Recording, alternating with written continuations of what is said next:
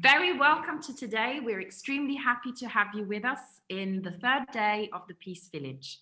Today, we're having a very interesting conversation in English, and please all feel comfortable in listening and speaking in English for today. We will be having a conversation on human rights with the role of the environment, the cities, the youth policies as the engines for a new society. And this is why we are so happy to have all of you here today. We have in our peace villages, our youth from, let's say, 11 to 25 years old, more or less. And we're very happy to see some of these nice faces of our peace villages. So please all feel free to switch on the video, because we would be very happy to see everybody's faces.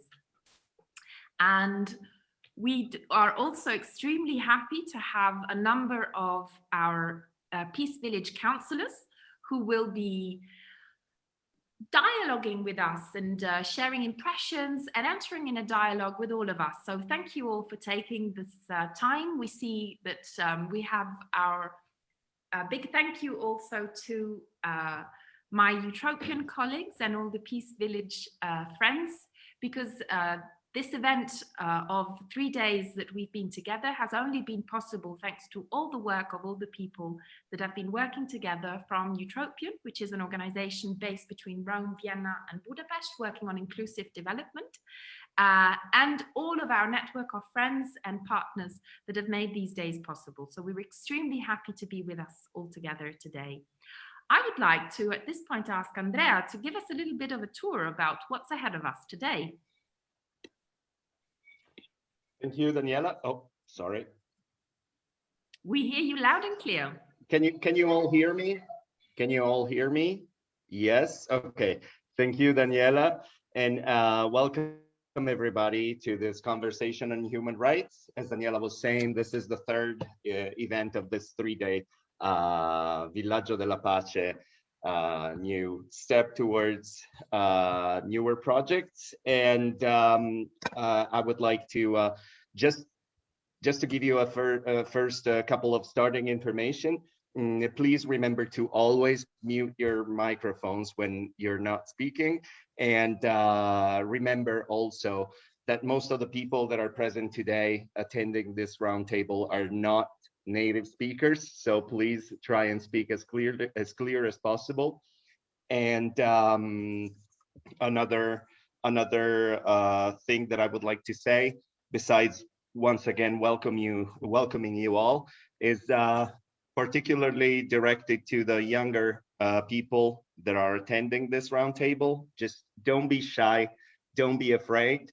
This is a conversation, a friendly conversation, and not a typical seminar. So just take the floor, have your say, ask questions, and share your views. Before starting, I would also like to introduce our special guests of today. We have Pete Kercher, Ambassador at Design for All Europe. We have Dagmar Schineanu or Schineanu. I'm sorry if I don't, my pronunciation is not precise. Perfect. As a senior economist, okay, thank you. So it's Schineanu, or? Yes, Schineanu, correct. It's a name from Romania. Perfect, My father was Romanian, my mother Polish and German.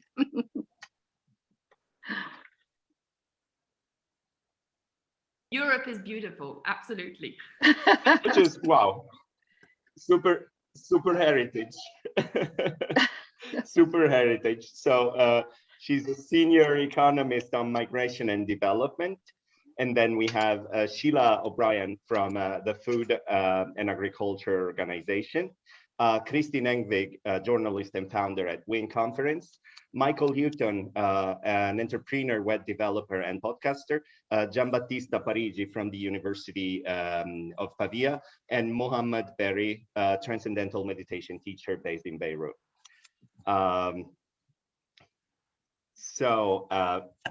This is all for the presentations, and then of course we have many other people attending that have been following us during the first days of the Villaggio della Pace. Well, what do you think, Daniela? We're ready to start. I think so. Before we start, now we had the opportunity of introducing our councillors of the village, but we would like to know, who are the villagers? So if you can, switch on your video and write in the chat your name, write what city are you coming from, and how old are you? Because this would be very nice also to have a bit of an idea of who's in the room, and feel comfortable. One thing is also, some people might not feel completely comfortable in speaking publicly in English. Don't be shy, go ahead and try. If you don't want to try, you can also either write your comments or questions in the chat, or you can also speak in Italian. And myself, Andrea, and all the rest of the team here will be very happy to translate. So feel absolutely very comfortable, whatever way. For example, I see that Chris is with a beautiful seaside behind him. He probably has the most interesting background behind him. Hi, Chris. Hi, Daniela. Thanks everyone for coming. This is quite a wonderful thing, because in September, when we first started, we were just starting out and we didn't have much time to prepare. So I'm very giving my compliments to Clara and Andrea and all of the other people who've been organizing this. So thanks for putting this on and inviting me. Thank you. And thank you all for being here with us. This is absolutely very good. So what I would say that we could start with is, first of all, I would have a first round of Andrea introduced our councillors, but I would have a little round of just them explaining a little bit more who they are, so that our younger villagers of the Peace Village can also then start thinking about how do they think that that we can discuss about how youth policies and cities could, urban and sustainable inclusive development can be a way to really create a real engine for our society, especially in this historical moment that we're living all possibly at home in front of our computers. So we're really looking forward to this. So I would actually leave it very open for our councillors. Who would like to start? Feel free. Dagmar, Mohammad, Pete, whoever, please feel free to just introduce yourself. And I'm happy to start, Daniela, if you like. Go ahead. The topic, of course, we're talking with young people. And as all of you can see, that is very sadly a long, long way in the past, in my case. But I think when we're talking about things like youth policy, human rights, international cooperation, quite apart from my current role as ambassador of the EIDD Design for Europe, I also have a good reason for being here. When I was in my very early 20s, I was vice president of a European youth organization. So I had a great deal to do with youth policy. I was a member of the governing board of the European Youth Center and the European Youth Foundation in Strasbourg at the Council of Europe. And I was one of the people who made the first moves for the creation of the European Youth Forum in the European Union. And this was all back in the second half of the 1970s. So I go back a long way. I left politics after that. I left active politics, probably because, for the same reason that I joined it, I went into politics as an idealist, and I left politics because I was an idealist. And I found that active politics was not necessarily for an idealist.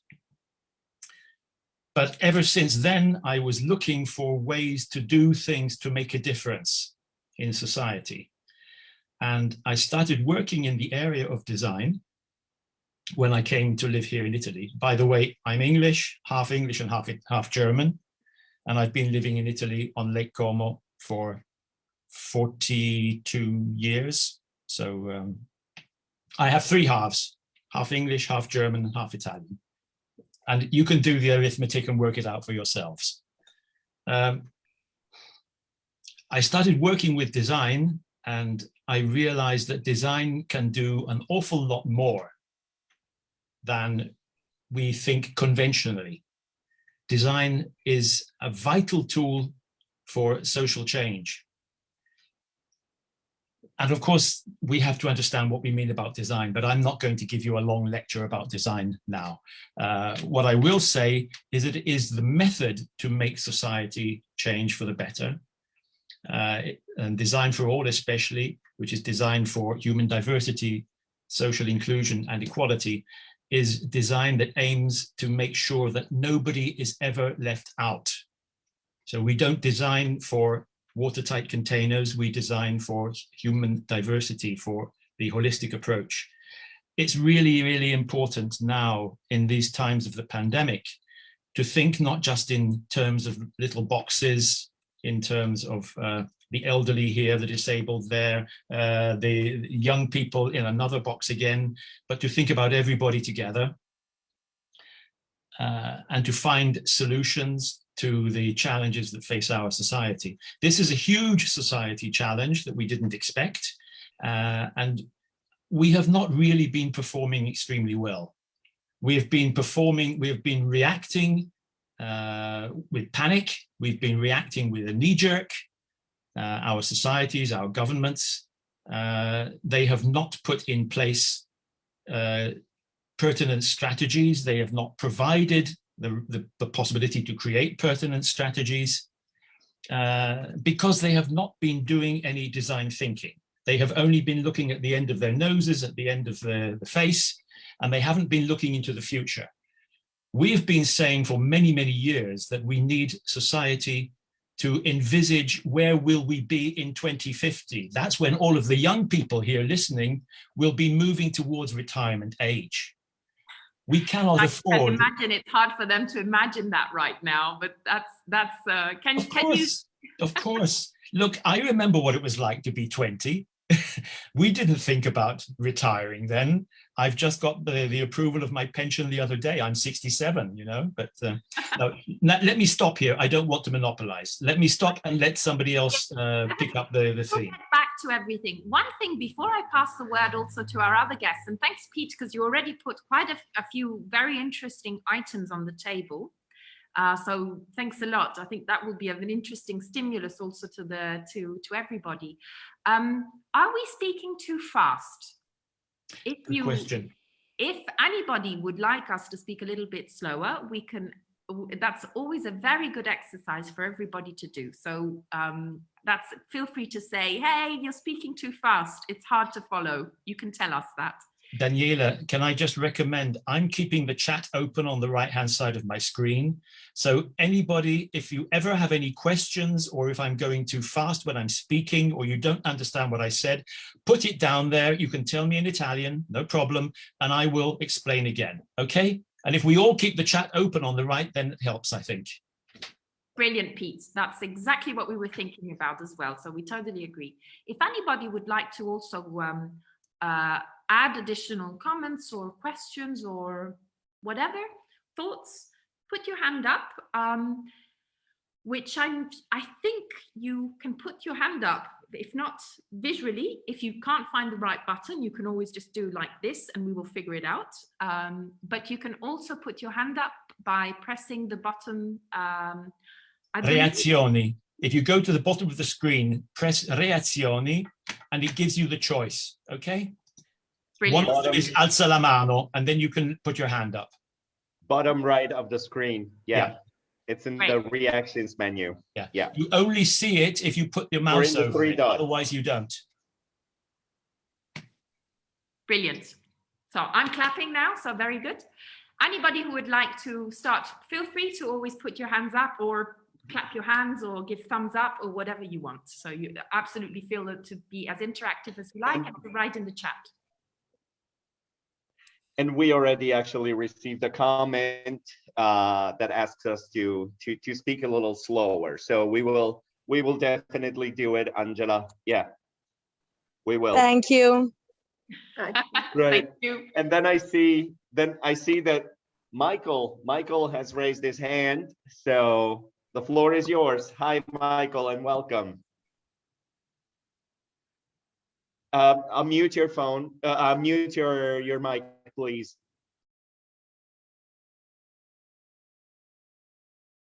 No, Michael, we still don't hear you. Sorry, do you hear me now? Yes. Yes. Apologies, Yes. apologies. I will try to speak as slowly as I can. I am a native English speaker, so I don't actually speak any Italian, but we can get around that. So I'm actually from New Zealand originally. Actually, I was in Italy in 2010 when New Zealand drew with Italy in the Football World Cup, so that was quite an exciting time. But I am living in Ireland now. I think what Peter said was excellent. I think something there, Peter, that you probably would refer to yourself as, and I gathered from already, that you're a long run thinker. And I think, as Peter alluded to, what we've seen from the pandemic is just too much reaction, short-sightedness, things that will get us through to the next week or month without thinking about the long run impact.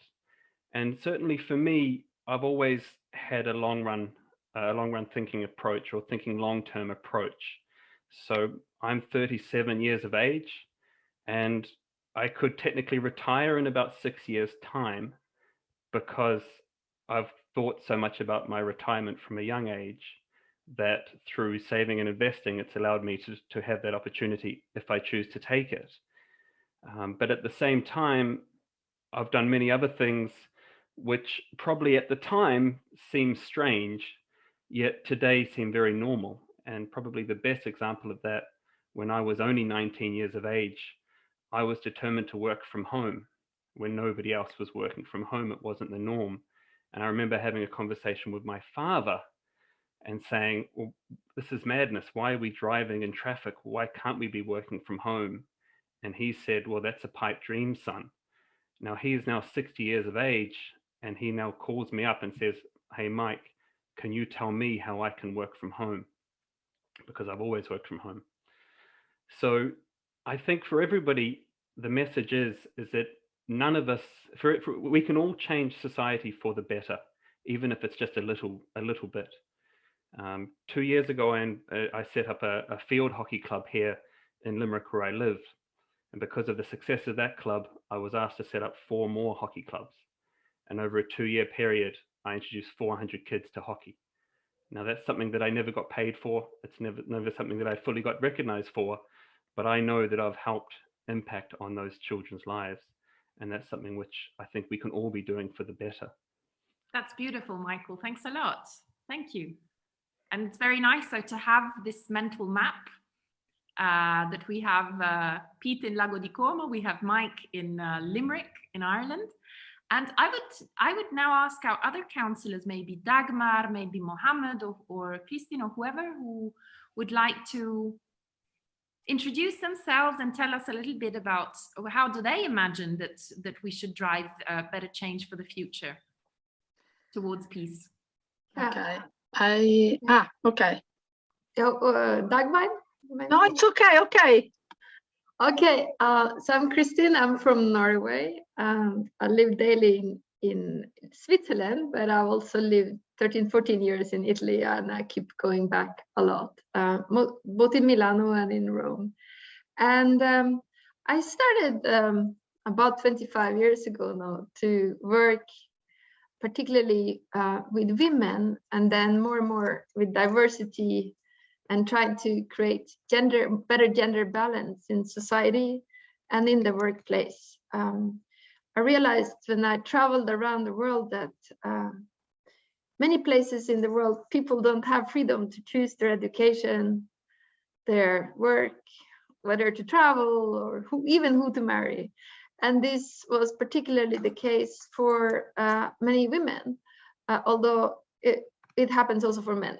But I thought that we had to do something about this. So I started initially as a volunteer, and then later working, turning this into my professional job, trying to create a better gender balance in the world, because this is also part of peace. If we don't get that right, because it's maybe not only about gender balance between woman and man, but the feminine and the masculine within us all. and values such as long-term thinking that you have talked about, caring, sharing, using our intuition, not just our mind. And even our own very planet Earth is also a she in some way.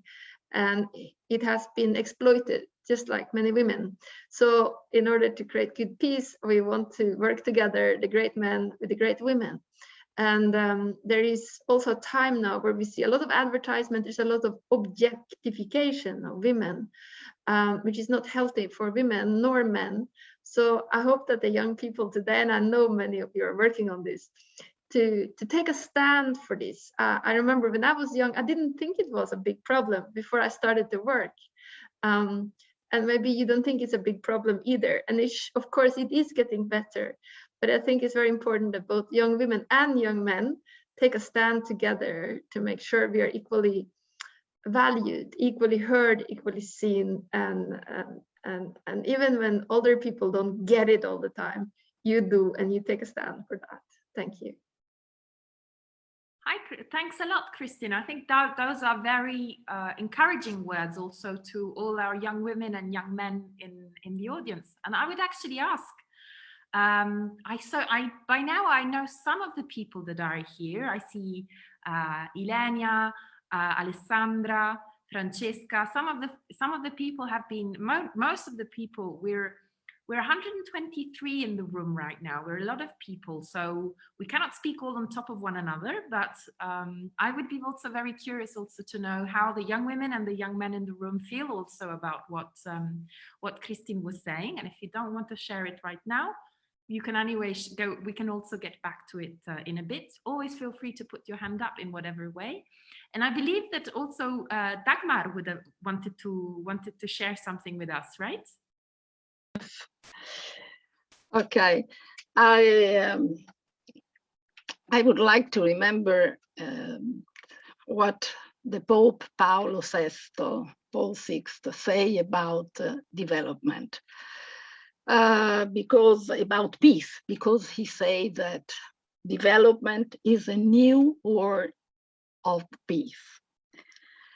The encyclical Populorum Progressio is a fantastic document for explain what is solidarity. And this encyclica, Populorum Progresso, has been for me very important during my work over 20 years at Italian Cooperation in the Director General for Development Cooperation at Ministry of Foreign Affairs, because I was managing and dealing development project in Africa, Middle East, in many places. And so I try always to promote development, to promote solidarity, and to try inclusion. And in the last 10 years before my leaving, I did project for youth. This is very important because for legal migration for youth from North Africa country as Morocco, Egypt, and Tunisia that came to Italy for joint Italian enterprises for training. After some stay here because they have been working with these companies, other went back. So it's very important. It's very important for inclusion, integration, to have such kind of dialogue and communication that I learn a lot in working and in connection with other culture and the tradition. This was a great treasure for me to learn from them, and so to understand more and more people. And especially that gave me the chance to organize projects. For instance, youth enterprise and migration with IOM, International Migration Organization. We have several projects promoting inclusiveness, for use and promotion, solidarity, and exchange of culture and mutual understanding. This is a basic for peace. I believe this.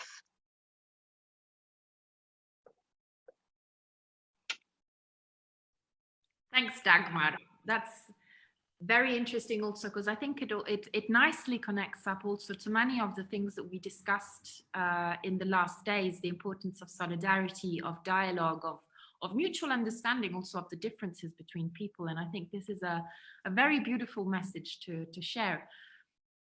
And I'd be also curious, we had on Friday, we had... Oh, sorry.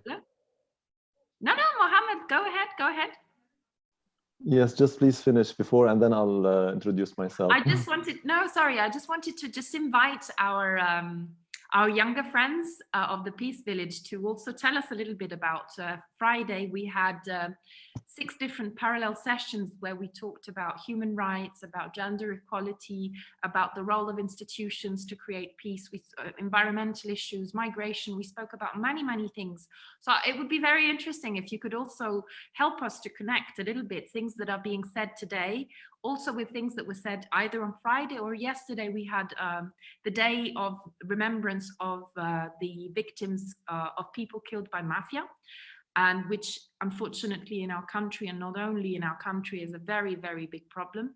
And so this is also something that we would also like to use this opportunity of today to also build up on the thoughts that we had over the last days. So for anybody, feel free once again to make comments, raise your hand, write in the chat, or whatever you like. But Mohammad, please, welcome. So we're very happy to have you from Lebanon. Thank beautiful. you for having me. I'm Mohammad Berry from Lebanon. I've never got the chance to visit Italy yet, but hopefully I will soon. By the way, I have Italian cousins. My uncle lived there and they've been living there for the last 30 years. So hopefully I'll come to you soon. You must come. When COVID is over, you must absolutely come. Definitely. Well, when we say peace, like now we're talking about peace. Usually people first seek for inner peace. And that's what I was seeking for 5 years ago. And I found Transcendental meditation. I was introduced to Transcendental meditation to manage my daily stresses, or release my daily stresses, let's say, because we all work in stressful environments and industries like that. And I used to work in the retail business and it was really stressful. So when I was introduced to Transcendental meditation, within few days, I really found my inner peace. Like even from the first sitting, the first time I meditated, I had some moments of pleasantness and it was really incredible, amazing, something I've never experienced before. And with the regularity of meditation, I was really calm at work.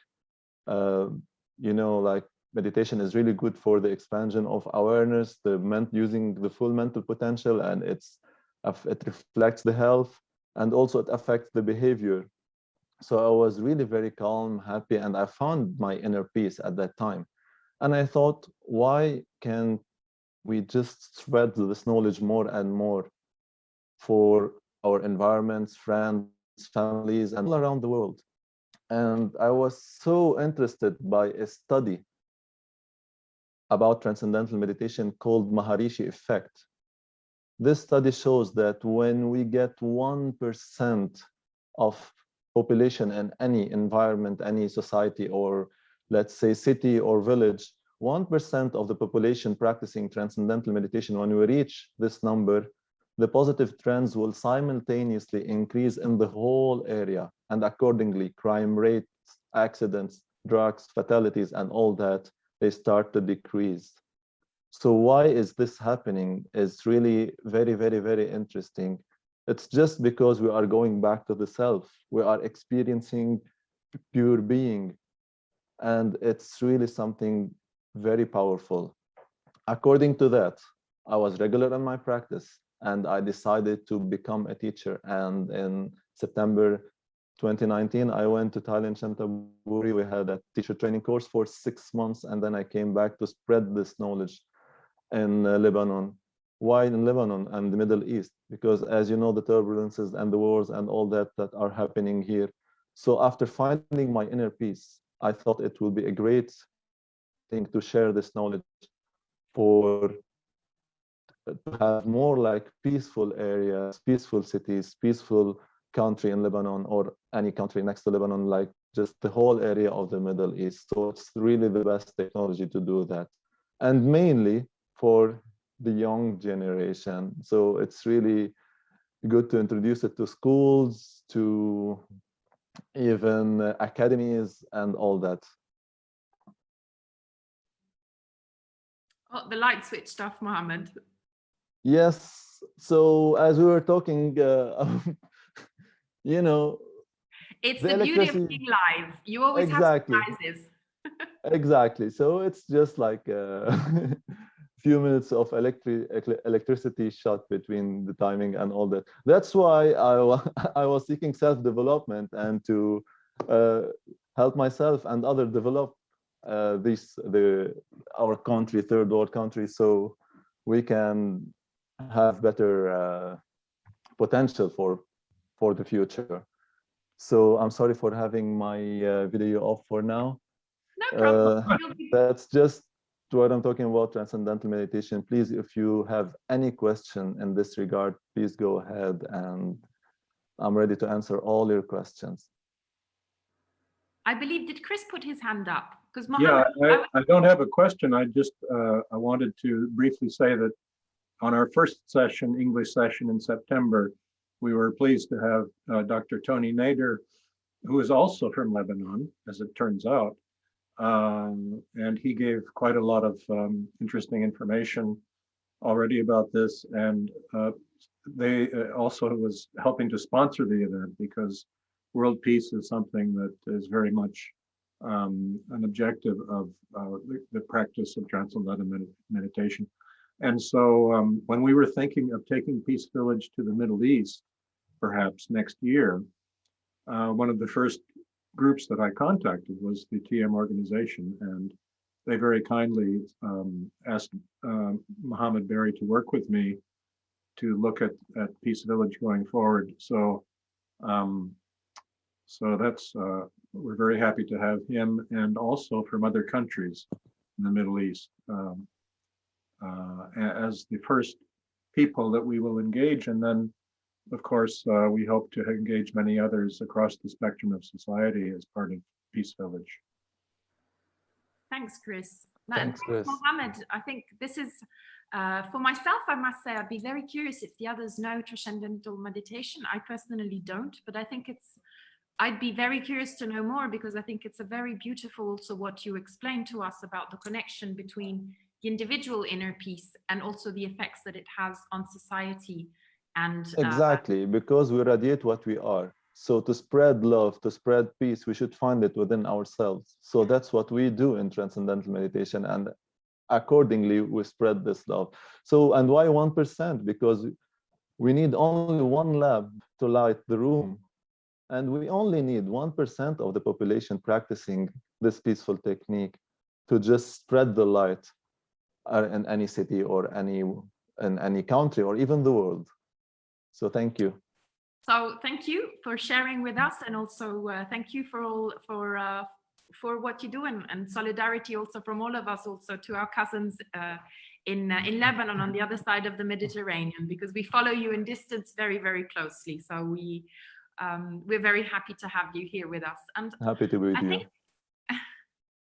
I would like to also invite maybe Gianbattista would like to also share some thoughts. Why not?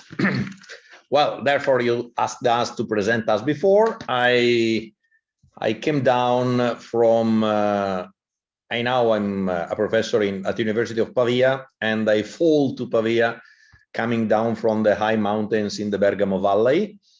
Therefore, Italian is my first foreign language. I speak Italian rather fluently with a little bit of accent, because Bergamasque is my own language, and I try to speak as well English with a terrible accent, and French, Swahili, and some other 5 languages. Anyway, and I share a lot of experiences with the people that spoke before me. With Pete, I share the age. We are youngsters of 67. I'll retire in a matter of 4 years more. And as I said, this philosopher, I want to die young as late as possible. Therefore, I try to stay as young as late as possible. And actually, I'm a little bit schizophrenic in my life. I'm living two lives together because I'm a pediatric surgeon. I finished just yesterday to operate upon a small, tiny baby, 1 kg, 0.90 grams, 30 weeks of gestational age with a bad congenital malformation. I didn't operate because being the boss, I helped my guys to work. And the problem is that my youngest colleagues are better than me to operate. And that's okay, because they must be better than they. This is one life. The other life is the life of responsible of the international cooperation of the University of Pavia, of course, specifically from the health projects, but with many other projects. And this is the normal evolution of will to go to know other cultures. I started going around, my God, 45 years ago at Mustashfa al-Kindi, Halab, and with Mohammad, speaking of Lebanon. I was in Lebanon at the time of Sabra Shatila, when the situation was a little bit, you weren't yet born. And again, when I see what happens now in Syria, in Halab, I'm deeply saddened of what's going on. And having worked now in 87 countries in the world, there are much more the countries in which there are problems. I worked in South Sudan, Somalia, Iraq, and so on. And it's difficult to speak about peace whenever you see in Somalia, I have to go around with an armored car. While in Colombia, we had to be careful not to be kidnapped or to go outside. El segundo bloco a la derecha, porque por allá es muy peligroso. And everywhere, well, we were robbed in Rio de Janeiro, but it doesn't matter. The problem is that looking around, how is the situation of children? Because, well, myself, I'm being a pediatrician, I look to children. But if you look to Africa, for example, 48% of the actual African population is below the age of 15 years of age. Africa is an extremely young continent with enormous problems, in which to speak about peace is not so easy. My experience with African children was always to see them smiling, also in the most dreadful situation. In South Sudan, I met a group of youngsters with a very, not sad, but angry face. They were inside angry with whatever was around them. And this was something, when you are accustomed to play with African children, to see these youngsters so badly changed in their habit is really another. Well, speaking of peace, about Iraq, I went to Iraq for a good amount of time. Thereafter, it was impossible to go there anymore. I still remember a mail I received in April 2003. I was expected to go there. I was going there regularly. And I received, they were under bombing, and I received a mail telling me, we would like to have you again lecturing with us, but not now because the safety situation is not optimal. Fantastic understatement. Under bombing, the safety situation is not optimal. Anyway, we went on with the UNESCO to host our colleagues from Iraq, and crossing Pavia by bicycle. Once I met 3 of them strolling in the main course of main road of Pavia.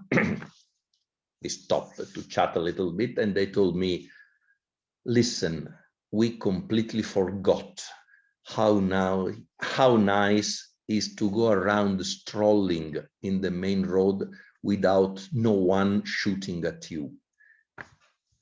I must say, I was absolutely ashamed of that. We are going around strolling, and never I thought to someone passing by and shooting at me. For them, this was an exceptional change in their lives. And therefore, this means how we don't think how lucky, how fortunate we are to stay and to live in this in this country. I want to have my wife wants to have a baby. Well, now I am grandfather, and therefore it's another problem. But a mother wishing to have a baby here in Italy has the danger of dying during the delivery, 1 case out of 25,000 deliveries. Therefore, a misfortune. In South Sudan is not 1 out of 25,000, is 1 out of 73. 73 is 500 times more. And therefore, also the most natural, the most beautiful event of the life going on can transform itself quickly in a tragedy, in a disaster. And also speaking about peace, when there is no such situation, I enjoyed when Dagmar recalled peace is the other, development is the other name of peace. There is no peace without justice. How can we speak about peace when there is such an injustice in giving around? Therefore, what I tried to go on in my life is to exchange this double way, Jekyll and Mr. Hyde, of being a pediatric surgeon and trying to go around. I share with Dagmar also the 5th floor of Farnesina because I'm a member of the National Council for Cooperation and Development, Sile Onofri, over there, and I'm the supervisor for the Italian agency of the project Partnership for Knowledge, hosting 96 students from all around the world to study in Italy for a short while and coming back to their countries to make the difference. The motto of the project is these youngsters, the young people, must make the difference once back at home. Absolutely, Gianbattista. And this is my experience. This is a very good start. It's not the end, so absolutely. No, not at all. The only problem is just now I'm an abstinence crisis because for 2020 I had planned 1 mission per month. It was January in Siberia, February in Peru, March in Uzbekistan, April in Nepal, etc., etc. And I went from my room to the. It has been, I think, completely maybe with intercontinental flights, but absolutely the same. I should leave for Malawi in 10 days, but this is not possible because there are. I'm vaccinated, but there are the new variants. South African can go around, and I can't bring back this variant into my hospital. Could be too dangerous. Absolutely, and that's a very dangerous time to live in. Yeah. Thank you, Gianbattista. So I see Pete has put his hand up, but before giving our word again also to, and I think also Dagmar, before giving the word also to our councillors again, I would ask if also our younger villagers would also like to put their hands up and make some comments.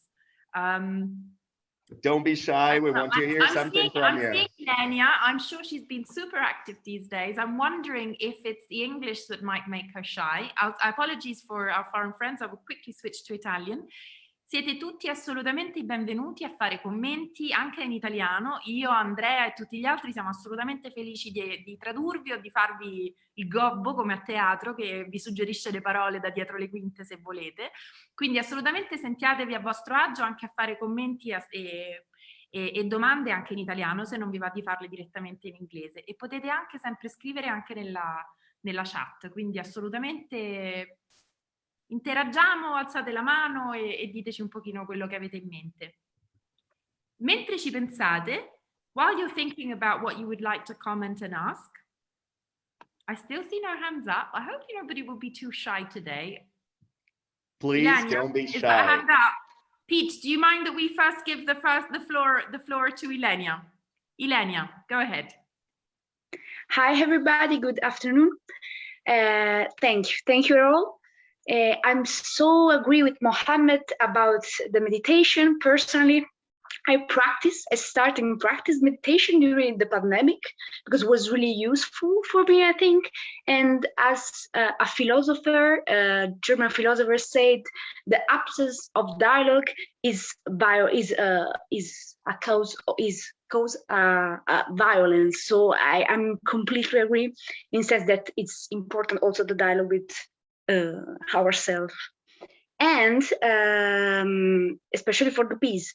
I have a question for Kristin about the gender gap, and of course I agree also in this case because I think it's a big issue, especially during the pandemic and our difficult age.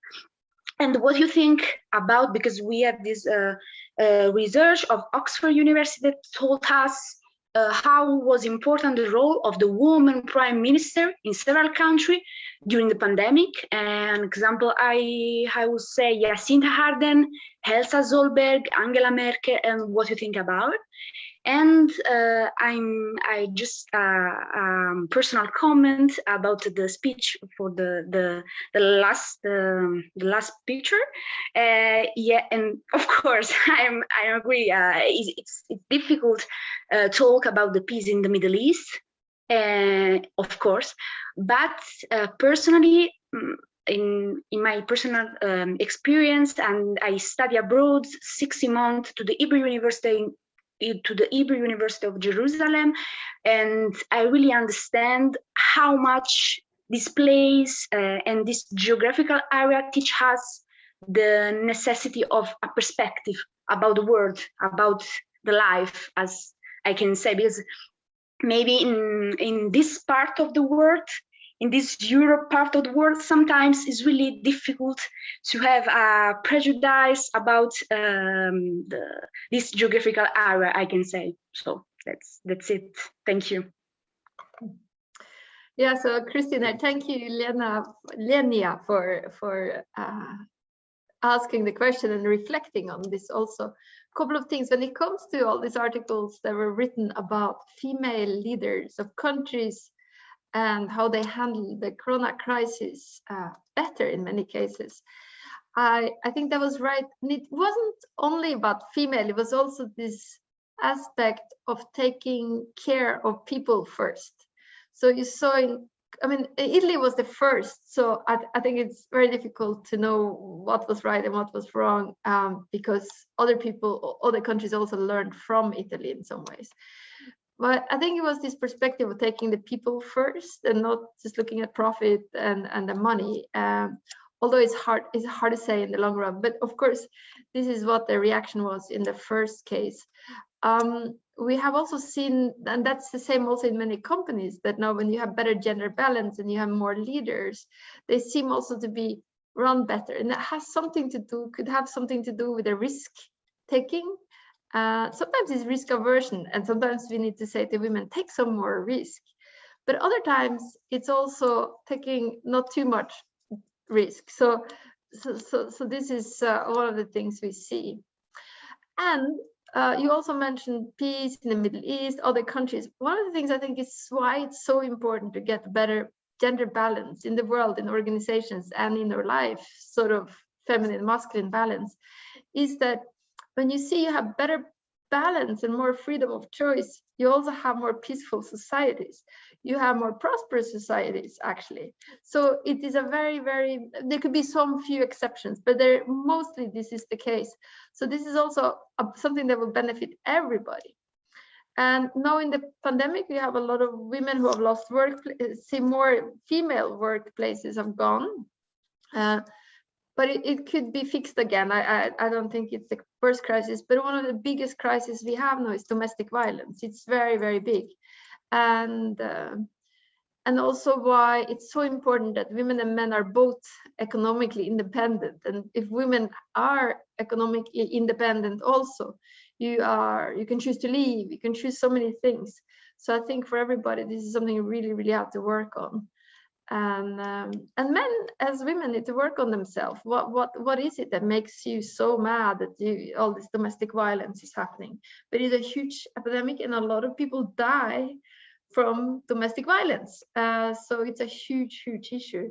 So it's something we need to take serious, also not being bystanders.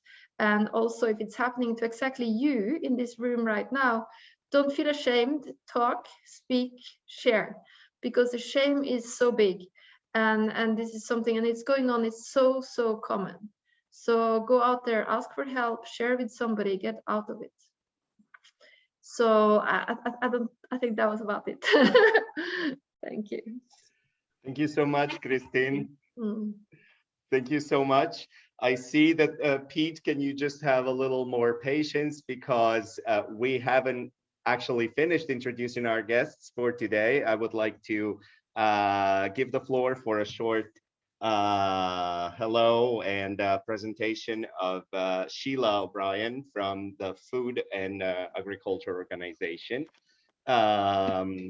She has been living in a lot of countries through her career, and she's now based in Rome, and also worked previously for the World Food Program. So hello, Sheila. Hello, Andrea. I'm delighted to be here. Good to see everyone. Welcome to the Peace Village. We're happy to have you here. Thank you. So I suppose, how shall I start? What would you like me to say? I think you've given a quick introduction of who I am. Yes, just a few words about you and what peace means to you. Okay. Why you decided to join us on this day and on this conversation on human rights? Okay, great. Thank you. Okay, well, as Andrea very rightly said, and thank you very much for pronouncing my name correctly, it's Sheila O'Brien. I'm actually, even though the name doesn't show it, I'm actually half Italian. So me being in Rome is a way for me to come back to my roots, because I was born in Rome, but then I lived, as Andrea rightly said, all over the world. I have actually worked in both the private sector, the public sector, and NGOs and academia. So I consider myself a Jill of all trades, instead of a jack of all trades, a Jill of all trades.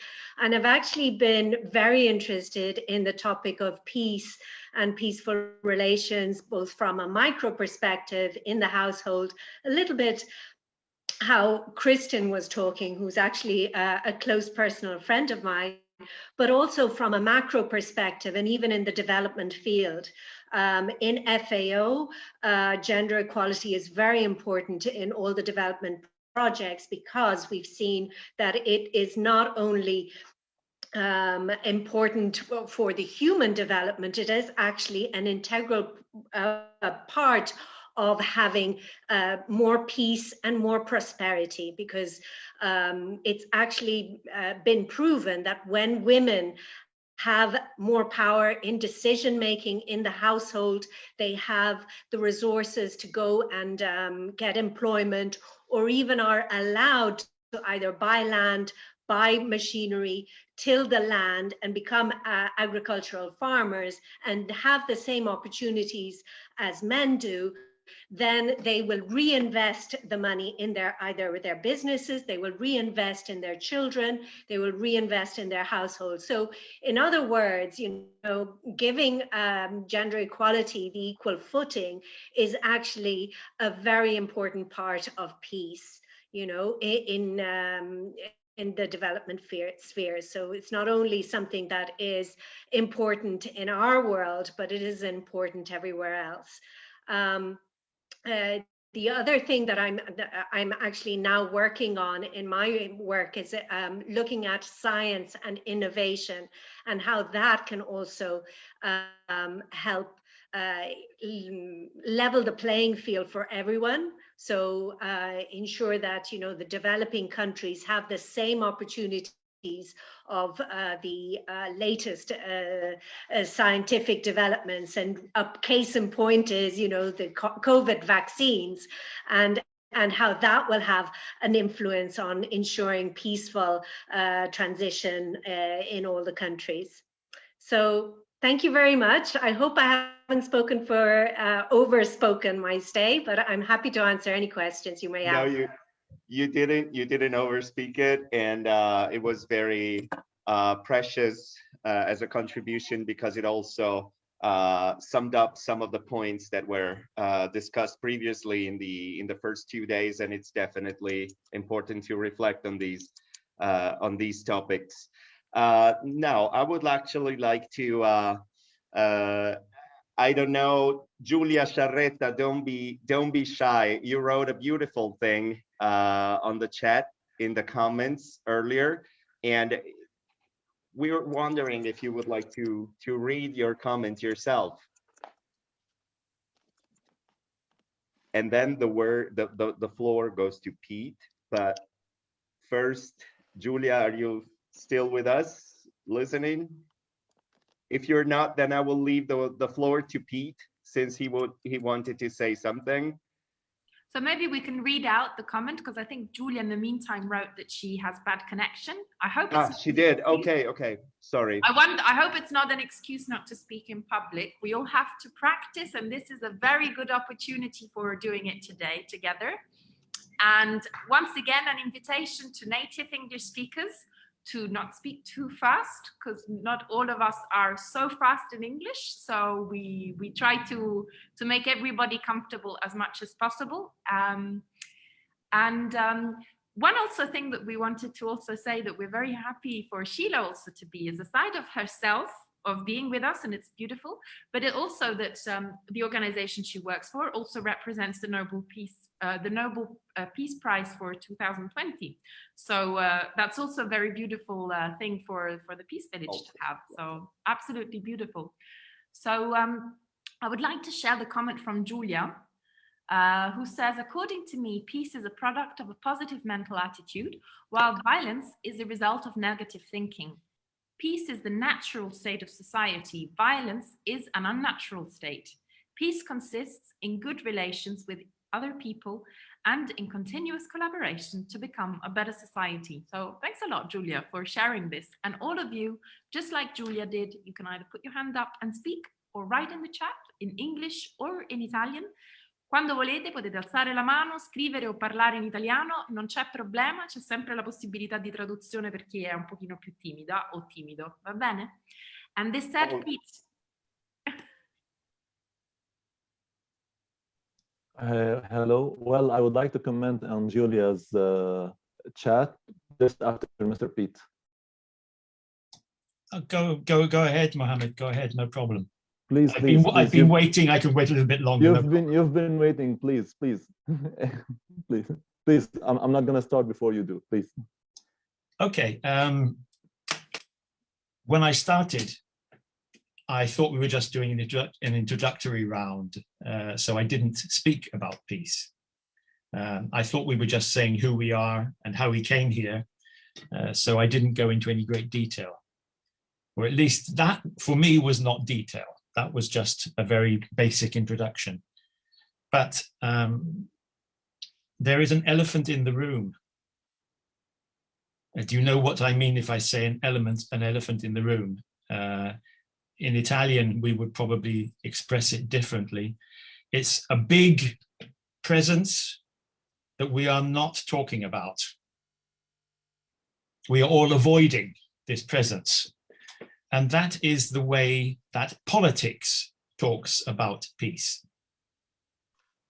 If I were to bring a politician, an international politician, maybe a prime minister, to listen to this discussion, he or she would probably say, oh yes, I agree with every word. But he or she would never, never practice what we've been talking about. Because they don't, do they? The elephant in the room is the fact that we have different understandings of the word peace. And I believe that the very first thing we should always do is explain our words, explain and define our semantics. If I say peace and I mean one thing, and a politician says peace and means something else, then we can apparently agree, but in practice, we are on different planets. So what am I going to say? In the international diplomatic language, peace means the absence of war. That is not how I see peace at all. But that, unfortunately, is the interpretation that is given to the word in the international forum. So when we see references to peace in the United Nations, in the Security Council, in the many, many conventions and declarations, the interpretation that is given to that word is limited to the absence of active hot war. Even during the period of the Cold War, we were said to live in peace because the war was cold. And yet tensions in the world were enormous. I have a lot of sympathy with what Julia wrote. I remember my own approach when I was 20 years old. I've been a lifelong pacifist, and I believed that peace was the natural state of society. Now, at my age, I have very serious doubts about whether peace is the natural state of society. Because if it were, then somewhere in this world, I would have seen it. But I haven't. I've never seen peace. A society in which women risk being beaten up in their own homes by the people that are closest to them can never be described as a society of peace. And yet this is a society that we imagine to be a peaceful one. So what is peace? It's not just the absence of war or the absence of violence. Peace should never be defined in terms of negativity, in terms of absence. Peace is a condition to which we must aspire. Although we must realize that probably we will never attain it completely because of the way in which we are organized, not only as a race, as the human race, but the way in which our planet survives on the basis of competition, selection. We consume other creatures, we consume plants, we consume the planet. We must find a balance where this is possible, although we realize it is probably not ideal. But we cannot expect to wait for an ideal world. You know, perfection is the enemy of improvement. Mohammad, you mentioned how many people remember or how many people know about meditation. And of course, I should imagine that Gianbattista and I share the memory of the Maharishi in the 1960s. So your words are familiar to me. The agenda that you talk about is an agenda of, first of all, finding inner peace. First of all, recognizing the inner tensions so as to tackle them. And when we want to have a more peaceful society, we must try to recognize the interpersonal tensions so that we can tackle them. If we don't recognize those interpersonal tensions, we can never have a more peaceful society. How to do it? Certainly not by having more international declarations and expecting the states to impose peace. Peace cannot be imposed from top down. Peace must grow between us. It is a very, very slow process. Dialogue is absolutely vital. Everyone has mentioned this. Learning from others, the wonderful curiosity that children have when they're very small. I'm so proud that at 67, I'm still as curious as I was when I was 5. I will never grow up. I don't want to grow up. I want to remain curious like the smallest child all the time. I always want to know what's round the next corner. My way of meditation, Mohammad, is to go walking in my mountains here around the lake.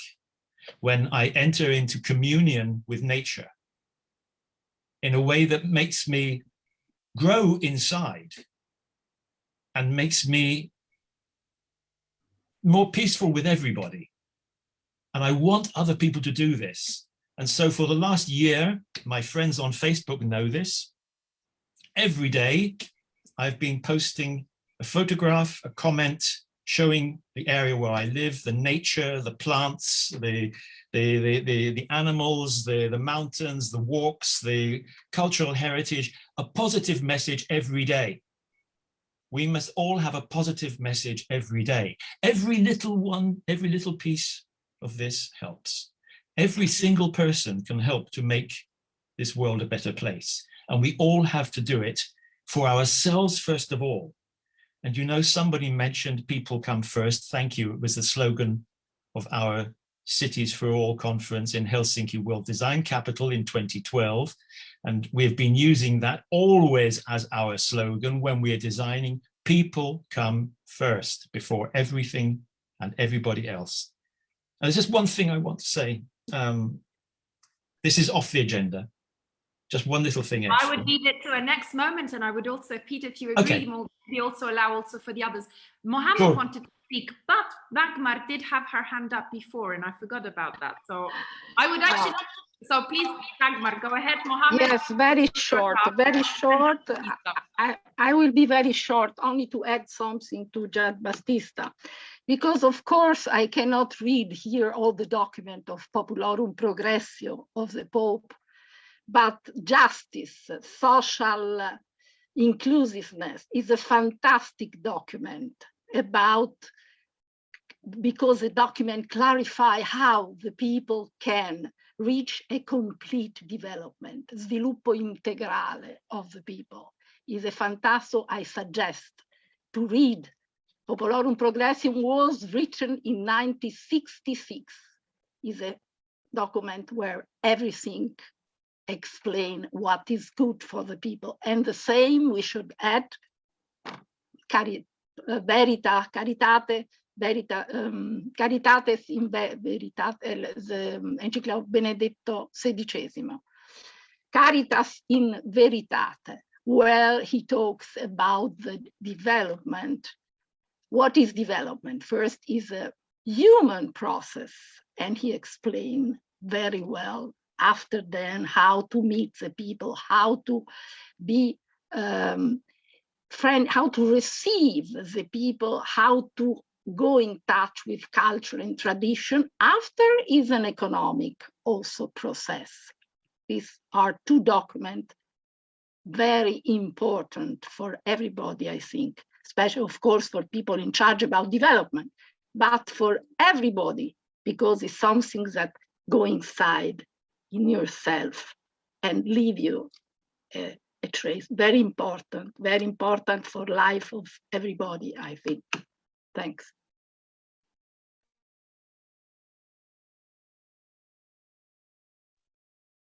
Thank you. Thank you, Dagmar. Sorry, yeah, we couldn't. I still have to learn how to unmute my microphone when I have to speak. Sorry. So it is very exciting, everything, but it's slowly coming towards the end. And what neither me nor Daniela have heard so far is actually many of our villagers. So we don't want to force you, but we would like to invite you once again to speak and to talk. Actually, listening to the things that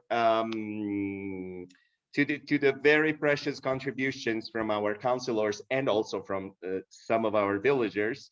I remember something from a girl who talked a lot during the last 2 days. And I'm trying to make a link here between all the things that you said and what she said about the lack of concreteness, as she was talking about the fact that awareness raising campaigns are great, but they are simply not enough many times. And so like what can really make a change? This girl was Alessandra. I wonder if she has anything to say about this or any impressions about the contributions that we just listened to. Yes, just give me some minutes because I need to organize my quotes and no worries at all. No worries at all. So, well, once again, I ask you if you have anything in mind, and maybe if you're too shy to talk, then just write down in the comments and we will read it out for you. But meantime, I see that Gianbattista wanted to intervene. I know that Mohammad also wanted to say that, and I see Kristin raising her hand. So who would like to start? Mohammad, maybe? Like ladies first. No, I just wanted to have a small comment because Ilenia and Pete and also Julia, they were talking about peace, and it was really very interesting to hear from you guys. I really wanted to say an interesting thing to you, Pete, as well. You said that you go to nature to find inner peace, which is something really we all do when we don't have the means and the tools. And we still go there even if we have the means and the tools. Now, when we talk about nature, we notice that there should be some intelligence at work in everything. Now, if you see the movements of the planets, the growth of the trees and the plants, there must be some intelligence at work in everything. The knowledge of this intelligence has been lacking, and it exists within each and every one of us. And that's what we experience in transcendental meditation. So you bring nature to you. And when you connect to the self, you use your full potentiality. Now you see smart people, well-developed people, they are trying to develop weapons and create more wars, and that's what we don't want. But when we connect to the self, we use our full potentiality in a way that is good for the whole, because we reach a state of unified field where we work in accordance to natural law. And that's how we do good for the whole. That's how we spread the knowledge. That's how we spread positivity. And let's just say something very important here. Sometimes we say like, yes, positive thinking and negative thinking, and let me do this or do that and see the positive side of us. No, you notice that you find sometimes people, wealthy people, they have all what you can dream of having, yet they cannot find inner peace. Now, I might be talking a lot about transcendental meditation, but you guys will never experience this unless you practice it. So if I say a lot about the taste of the juice and the orange juice and all that, I won't really taste the juice unless if I bring the glass and just have a sip. And that's what I encourage you to all do. Okay, regarding Ilenia, thank you for sharing your experience as well. I just wanted to say this. So it's not about directing the mind to find the positive thing. It's about going to the self and feel it and experience it. Thank you. Thank you so much, Mohammad. And then, so let's go. Kristin, the floor is yours. Thank you so much. No, it's wonderful that we're talking about being curious. Pete was saying that, and Gianbattista, you traveling around the world, obviously curious, and the meditation and the importance.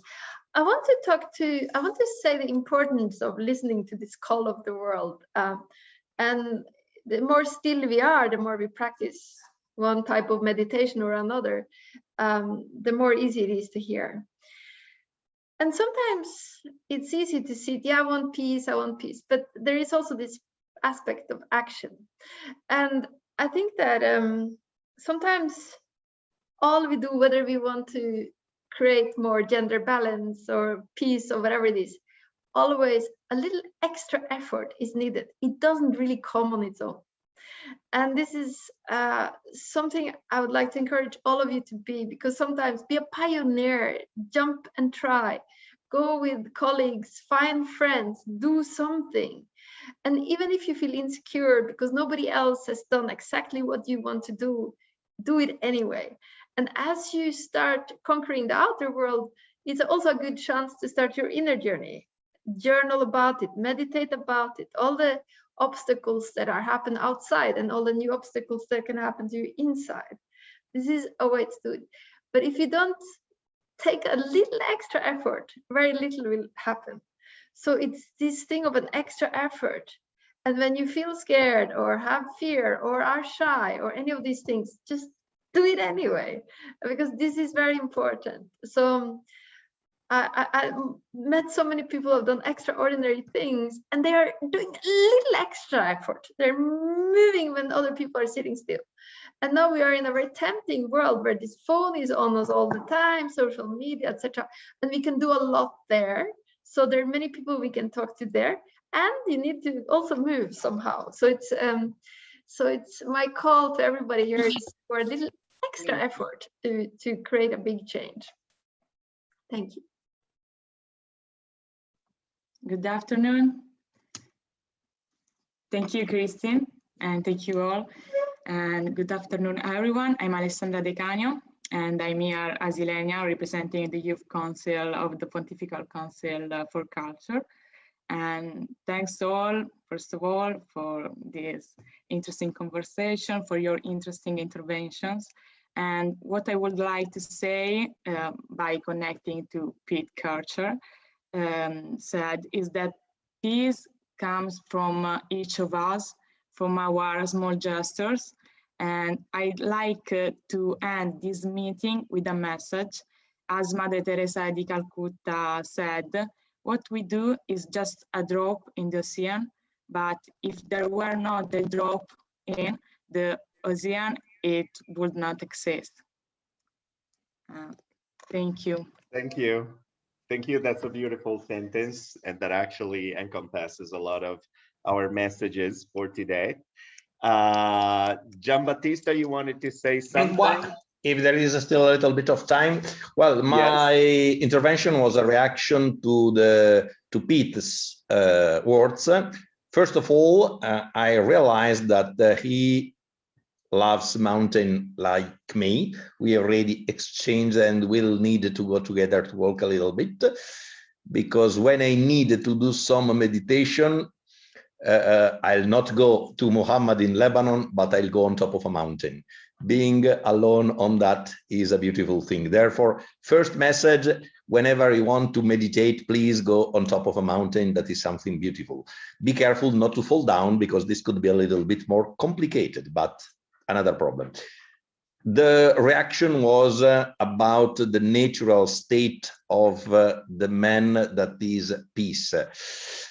Unfortunately, me too, I got to the same conclusion than Pete, that is, unfortunately, we are coming from a culture that says mors tua vita mea, si vis pacem parabellum. Sorry, that's not English, it's Latin, by the way. But which are the two most important instincts of the human being? Two. The first is the instinct of survival. The second is the search for happiness. Instinct of survival is the strongest, for sure. If I need to survive, I will kill you. Sorry for that. But if we are one against the other, I'm awfully sorry for you. But mors tua vita mea. If I want to live, I have to kill you. Therefore, the basic instinct is a singularity, is for myself. The second distinct, the instinct of happiness. I cannot be happy if I'm around the people that is not at all in happiness, because he's hungry, because he's ill, because he's in a poor condition, etc. Therefore, if I want to realize my happiness, I need to have around happy people. I have to transmit this condition to other people. And I cannot ask a boy with a peritonitis, be happy, be happy. No, doctor, I have pain in my belly. I will remove his appendix and therefore he will be happy. I will try to remove which are the causes of his unhappiness. And in this way, I will be more happy myself. Pitt said, peace is not the simple lack of war. We cannot define peace with a negativity. The World Health Organization in the Human Declaration of 1948 said, health, the status of health is not the lack of a pathology. Health is not lack of a pathology. If you, health is a complete state of wellness, complete of your soul and your body. If it's just not lack of pathology, try to tell to a youngster, 16 years old, perfectly fit, that has been left, but his girlfriend just the day before. He's not in a good state. He has not an illness, but he's not at all in a good state. He's not at all happy. Therefore, health is not lack of pathology. Peace is not lack of war. Peace is when I can see myself happy because the people around me is a little bit happy. What I try to do as a very, very small thing, try to leave the people you meet a little bit happier than when they met you. Is the motto of the Scouts, Dauntless Marmot. I'm the chief Dauntless Marmot. Try to leave this world a little bit better off when you find it. It's not so difficult because we found an awful world, and are we sure we are living a world a bit better than the world we found? Well, Pete and me, we started many, many, many years ago. But we are the last generation in which we were sure to live a little bit better world.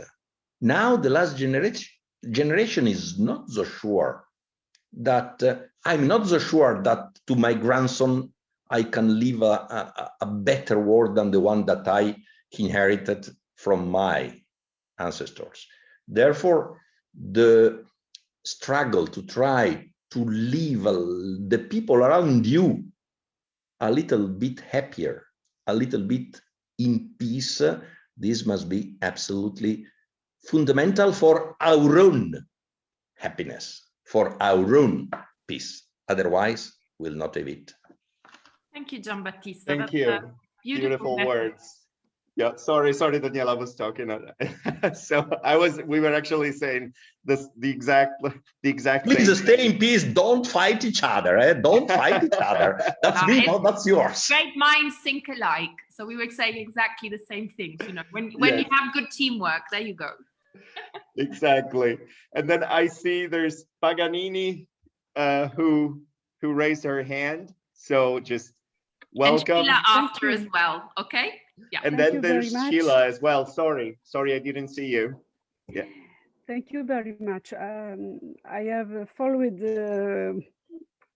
from time to time because I have some guests, but I listened with great pleasure and reacting what Pete, what Jamba said, and what is the peace and what can be the future, and really regarding young people, because the world is there.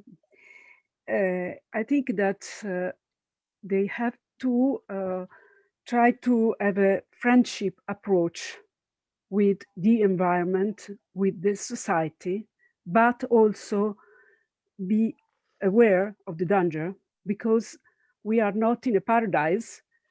We, as Christina, I think, Kristin, remember, we have a lot of violence between us, but we can do a lot. And I think that in the urban policies, the policy regarding, for instance, the food, as you know, Milano, and certainly Sile O'Brien knows about it, gave a big opportunity to our young people to be engaged in a direct way.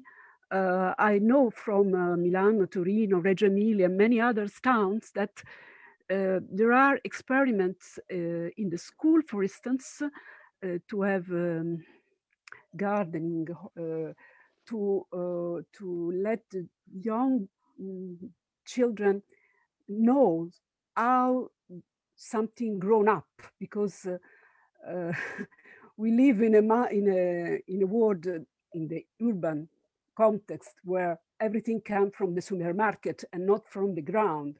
So to go back to agriculture importance is a fundamental thing, and also give an opportunity to have happiness from the production, give, I think, and help to be good with the environment, because you have a direct sensation, direct opportunity to do something and to see the effect of what you do, in fact. So this, I am like Peter of this generation of people that I saw in my children, that what means an orto, as they say, a garden, no? But not so many young people have this opportunity, have the opportunity now in the cities, naturally, because in the country is different. But we know that unfortunately, the most of people is going to the city. This is a terrible thing. I think that we have to adopt any politics to stop this process. The fact that the people from rural goes to big cities, this is crucial to me to try to have a happy approach to the environment. In the big cities, poverty is terrible, very much worse than in the rural country, in the rural environment. And we have certainly, I think, in a little town, the opportunity to experiment directly what to do, the capacity to contribute. Somebody told, it was Alessandra Decanio, who spoke about Madre Teresa di Calcutta, this drop that everybody can bring. Is more easy to do this in a little context, I mean, than in a big town, big cities. This is much more difficult. For me, so peace is harmony. Yeah. And this is just to say goodbye. Thank you for this interesting exchange, and I leave to the other. Goodbye. Thank you very much. What is your name? Because I only see your name. Simonetta. My name is Simonetta. I know someone of the people who is now in connection, like Dagmar, like Gianba, and so Maria Grazia. And be careful, because Simonetta she is a big boss in the Italian Association of Municipalities. Therefore, take care of her. Okay. Thank you, for these insights. Sorry, we're in the same office because actually Clara and Maria Grazia are just here.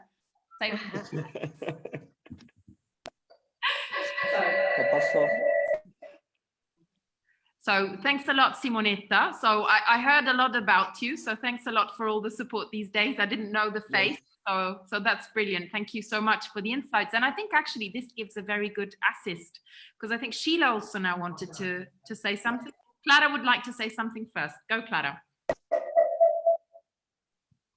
Ok, e parlerò in italiano, così gli altri che non stanno interagendo forse per timore si faranno coraggio, non diciamo più rompiamo il ghiaccio. Ci ha insegnato a Buporo l'altra settimana che potrebbe essere un linguaggio brutto, no? Ricorderebbe il ghiaccio che si scioglie. E grazie a Simonetta e Paganini perché oggi Lanci è ancora con noi. Lei è una rappresentanza e quindi approfitto per ringraziare in questo momento e Lanci che ci ha creduto da subito in questo progetto Il Villaggio della Pace. E il Villaggio della Pace siamo tutti noi, credo, non vedo i numeri, ma oggi state qui, siamo tutti insieme e i nostri ospiti, grazie ai consiglieri, e grazie Mohammad, thanks a lot to stay here, e grazie Kristin che è una nostra consigliera, è la nostra facilitatrice d'eccellenza che ha iniziato con noi il 21 settembre, grazie a Dagmar, a Gianbattista, a Pete, a Chris e a tutti quanti. Alessandra, grazie. E Ilenia, siete le rappresentanti più giovani e che sono ancora qui con noi, per cui io vi invito adesso, Daniela tradurrà ai nostri ospiti internazionali quello che ho detto, così o Andrea, e provate a farlo anche voi, insomma, possiamo parlare in italiano tranquillamente o esercitatevi a parlare in inglese. Grazie a tutti. Sì, però Clara, se vuoi che qualcuno traduca devi parlare in spezzettoni un po' più brevi, altrimenti richiedi una memoria di ferro. So I'm going to translate in a synopsis of Clara, and Clara will not hate me for this, but there's a huge thank you to all the councillors and all the people that have made today possible. So Simonetta from the ANCI, from the Italian Association of Municipalities, but also all the speakers of today. But we are heading towards the goodbyes, but before heading towards the goodbyes, I would like to give the word back to Sheila, who had put her hand up, and then I think we can give the round of goodbyes, unless anybody else would also like to say something. Sheila, please. Thank you so much, Daniela. I felt that the discussion was so rich that I wanted to comment on almost everything that the other speakers went before me. So I'm going to do this very, very quickly because I could see some fantastic threads that were both, very personal as well as, worldly. For example, Mohammad, you spoke at length on meditation. And I want to tell you that thanks to COVID, grazie al COVID, I've actually learned how to meditate, and I am much calmer and a much more peaceful person as a result of it, I have to say. And I do think that the things that we've talked about, okay, what is leadership for you and everything, and I really thought about, well, what is peace for me? And it is a subset of leadership, and I think peace and leadership go hand in hand together, and it's really about listening to understand. And I think that's what something that is lacking, or it's something that we could all do a little bit better. And it ties in with meditation. It's not that we want to meditate to get better at meditation. It's we meditate to get better at life, because when we actually implement how we are in that, that's when we see that extra effort that Kristin was talking about, and making that extra effort so that we actually see the change that we want, or be the change, to quote another famous person. I also see it as a subset of cooperation and tolerance, and really putting an extra piece of empathy. And this is something that the young colleagues that are here today, you have so much empathy and you get things so quickly. Use that superpower that you have to really drive things forward. And don't be afraid, and just keep pushing, because it's the collective that will drive the change. Right, so group together and keep moving forward. So And I also had a quick comment to Pete in that, with very much respect, I would disagree that not all politicians are do not do what they say, because in fact, I know one politician gave her life for peace, and that was, again, is a very personal story, because it was Mo Moland, who I'm sure you've heard of, and she was working on the peace process in Northern Ireland, which is my other half.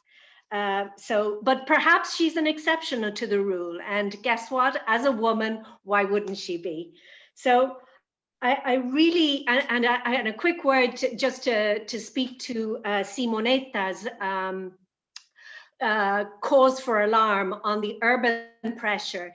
It's absolutely true what she's saying. And in fact, if we don't change our ways, the urban pressure of food and agriculture in only a span of a few years, in 2050, we predict that there'll be 70% of our world's population will be either living in or around cities, between 3 hours of cities. That puts an enormous pressure on generating food. It puts enormous pressure on our food systems, and it creates a dilemma for even urban planners, city municipalities, of how to spend a limited amount of resources. So we all need to, but perhaps COVID, that may be the world pivoting in a different way, and so that we don't actually have to go to cities. So there is still hope in every emergency. And that's all I wanted to say, but I also wanted to thank you all, especially to Daniela and Andrea for being such exceptional facilitators. I've certainly enjoyed it. I'm sorry I came in late. Had I known it would have been so interesting, I would have been here, the first one here, but I've really enjoyed my time, and I wanted to thank you. So I don't know who's going to summarize in Italian, but you've got a big job there. Daniela, can I just say one thing, since Sheila mentioned me? It's always dangerous to generalize, and of course I was generalizing, Sheila, but you didn't hear what I said at the very beginning when I mentioned myself that I have a past in politics as an active politician at European level. So when I talk about politicians, it's shorthand for the official world of politics, and by no means would I include everybody in that. Not only Mo Moland, who of course I remember very well. I have many good friends in active politics now. We saw some of them the other day. Enzo Bianco was with us on Friday afternoon, and we've been friends since the mid-70s, when he took me around Rome in his 127 by night to show me the city, and we were both in our 20s. Politicians are people as well. So, I was maybe generalizing, but it was, I think the message I had to say is clear enough, but I certainly don't mean that all politicians are bad people. Let's not believe that, because that's certainly not true. I'm one of the ones who actually defends politicians against everybody, because I know what a hard job they have. So thank you. Some you. of them at least are worth defending. Not all, maybe some. But thank you, and also because this is also an invitation also to all our younger villagers to remember that you are all active in politics through your actions. It is your actions are politics. Then you might become a professional politicians, and we hope that many of you will, because we hope that this will be a chance of improvement. But all your actions on a daily basis, in your personal life, in your professional life, in your academic life, and in your friendships are politics. So this is absolutely something very, very important to keep in mind on a daily basis. Now, before closing, Matteo wrote a very beautiful message, and I wonder if you'd like to read it himself. Otherwise, we can read it, but it would be great if Matteo could come out and read it himself, because it's beautiful. You there, Matteo? No? Okay, well, Daniela, shall I go and read it? Yes? Hi, everybody. Okay, hi. There you go. Hi, Matteo. How are you doing? Fine? Yes, how are you? Fine, thank you. Thank you. Are Thank you you everybody enjoying? for your precious thoughts and honest words. Thank you. Thank you. So, well, the floor is yours to read the beautiful message you sent us. It's more a thought, more than I think so or I say that. I wrote that it's interesting that peace is so different for all of us. For some is meditation, for others is absence of war, for some is positive thinking, for others is equality between men and women. And I can see how much peace is complex. Maybe it's like freedom or love, impossible to define for everybody in just one word. Maybe we all have to look for our personal definition of peace and try to reach it. Maybe this can be an act of peace. Thank you. Thank you. It's a beautiful message. And I think that many of us can relate to it. And especially because actually you brought out the personal definition of peace that is almost unique to anyone, I would say, unique to anyone. Listening to everybody, to all the personal experience, peace is also something really personal. I think, and I can see more clearly during these conversations with all of you. Maybe trying to be the best version of ourselves and reaching the positive directions that we have can be something concrete that we can do in our daily life. This is what came up to my mind. And yeah, sorry, you go, Daniela. Yeah. Just saying thank you, because I think these are beautiful words to sum up and close many of the thoughts that came up through this discussion today. I think so. That was very beautiful. Thank you, Matteo, and thank you all of you. Thank you.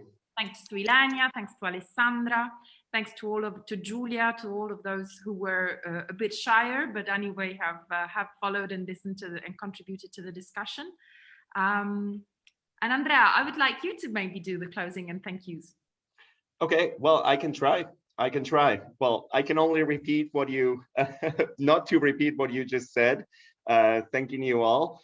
I still remind you that if you have questions to our guests, if you have questions for us, if you have any comments, you can still send us emails and messages on our website and on our media channels.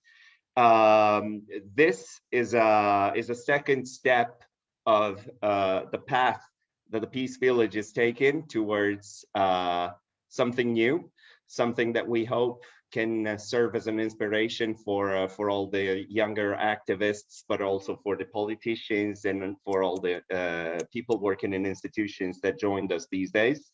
And hopefully this will grow and will become ever bigger year by year. We are waiting for you for our next events that are to be held during the final part of spring and also during summer, peaking with the International Day of Peace on September 21st, 2021 in Rome. And hopefully, if COVID allows, we will be able to, many of us will be able to meet in person, but of course we will leave the online form for everyone to enjoy from other corners of the planet. What can I say? As our claim goes, peace is a choice. Let's learn to act together. I'm very happy that you were all with us today, and I hope that you will follow us. I hope that you will keep on following us, and I hope that our audience will be ever bigger. Daniela and Clara, would you like to say anything else, or did I forget anything? Because it's very likely. Ok, siamo insieme e abbiamo dovuto... Pete, grazie, mi hai insegnato che devo parlare più lentamente se voglio essere tradotta. Grazie a tutti, grazie veramente a tutti di essere stati qui. Mohammad, grazie, speriamo di trovarci in Libano, di venire con questi piccoli consiglieri della pace in Libano. Grazie a tutti. Thanks a lot, Mohammad, because It has been really, really lovely to have you with us, and we hope that we will come to visit you with our younger villagers in Lebanon very soon as COVID will allow it. You're most welcome. Thank you so much. Grazie Ilenia, grazie Alessandra, grazie a tutti i ragazzi che vedo. Matteo, grazie Chiara, grazie Iginia, Vincenza, Lina, Arianna. È soltanto il primo incontro e speriamo che da domani inizieremo un percorso insieme.